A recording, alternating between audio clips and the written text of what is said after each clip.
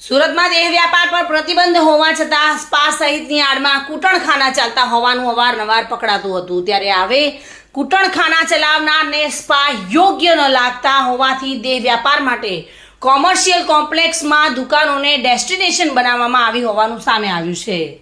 પાંડેસરા વિસ્તારમાં ચાલતા આવા જ કૂટણખાના પર રેડ કરીને 3 મહિલાઓની મુક્ત કરાવાઈ હતી, જ્યારે સંચાલક મહિલા અને પુરુષને ઝડપી પાડીને આગળની કાર્યવાહી હાથ ધરવામાં આવી છે।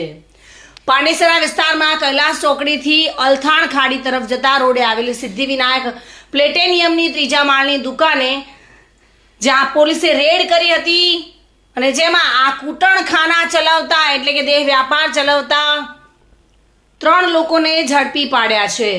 બાતમીને આધારે બોગસ ગ્રાહક પંટર તૈયાર કરીને દુકાનમાં રેડ કરવામાં આવી હતી અને દુકાનમાંથી કુલ 3 ઇન્ડિયન મહિલાઓ મળી આવી હતી। અહીં આવનાર ગ્રાહકો પાસેથી રૂપિયા લઈને શરીર સુખ માણવાની સવલતો પૂરી પાડવામાં આવતી હતી। દેહ વ્યાપારનો ધંધો ચલાવતા હોવાનું સામે આવતા મહિલા તથા 2 પુરુષોની અટકાયત કરવામાં આવી છે અને મહિલા અને પુરુષ વિરુદ્ધ આગળની કાર્યવાહી હાથ ધરવામાં આવી છે। સુનિલ ગાંધી, પાંડેસરા નાયબ પોલીસ કમિશનર શ્રી જોન 4 સાહેબના સ્કોડ એટલે કે એલસીબી દ્વારા એક બાતમી હકીકત મળતા પાંડેસરા કૈલાસ ચોકડીથી અલથાણ બ્રિજ તરફ જતા સિદ્ધિવિનાયક પ્લેટિનિયમ નામના મોલમાં 3જા માળે એક કૂટણખાનું ચાલે છે તેવી હકીકત મળતા એલસીબીએ રેડ કરી, જે દરમિયાન નીલુ તથા લોહિત નામના આરોપીઓ મળી આવેલ અને 4 મહિલાઓ મળી આવેલ।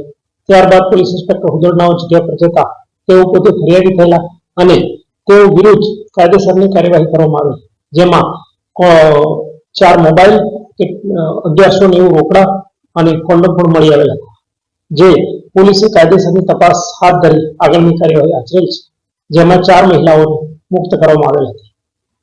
આ નીલુ પર રોહિત નામનો વ્યક્તિ છે, તેમાં કઈ કલમો ઉમેરવામાં આવી છે? નીલુ અને રોહિત ઉપર ઇમોરલ ટ્રાફિક એક્ટ 456 અને જાહેરનામા ભંગની 188ની કલમ તે ઉપર રજીસ્ટર કરવામાં આવે છે। સુનિલ ગાંજાવાલા સાથે bureau report, today Gujarati news.